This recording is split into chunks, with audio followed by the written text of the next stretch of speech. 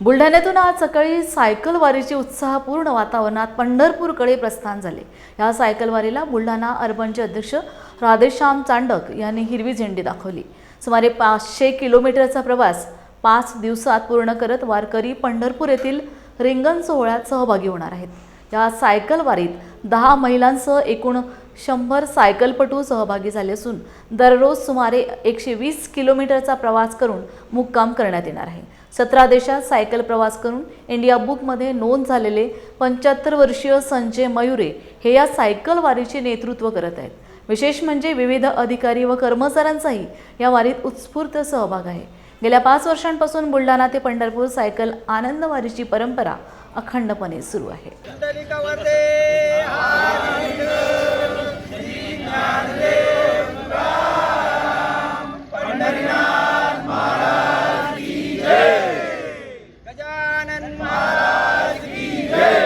देखना है कल चलाओ साइकिल, देखना है कल चलाओ साइकिल। भारत माता की जय, भारत माता की जय। सायकलिंग क्लब अध्यक्ष आमचे बुलढाणा ते पंढरपूर ही 5वी सायकल वारी आहे। दरवर्षी महाराष्ट्र सायकल संमेलन असतं, त्या ठिकाणी आपल्या बुलढाण्यातून पहिल्या वर्षी 3 लोकांपासून सुरुवात झाली आणि आता जवळपास 100 सायकलिस्ट यामध्ये सहभागी झालेले आहेत। आमचा हा 4 दिवसाचा प्रवास नियमित असं 100 ते 120 किलोमीटर असा सायकलिंग प्रवास करून आम्ही पंढरपूर येथे पोहोचतो आणि त्या ठिकाणी रिंगण सोहळा एकदम अप्रतिम अशा या सोहळ्याला सर्वजण उपस्थित राहतात आणि त्या ठिकाणी गेल्यानंतर सर्वांचा थकवा 450 किलोमीटर किती सायकलिंग केली असली तरी तिथे गेल्यानंतर सर्व थकवा निघून जातो। आणि यामध्ये विशेष म्हणजे महिलांचं सुद्धा 10 महिला यावर्षी सहभागी झालेल्या आहेत आणि एक 14 वर्षाच्या मुलीपासून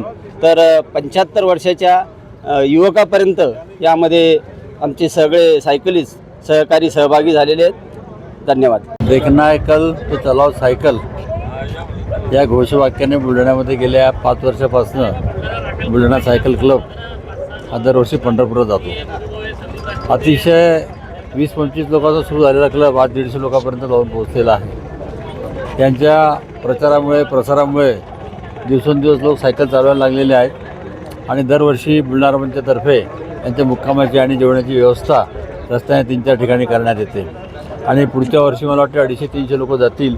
खूप लोक इंटरेस्टेड आहे जाण्यासाठी।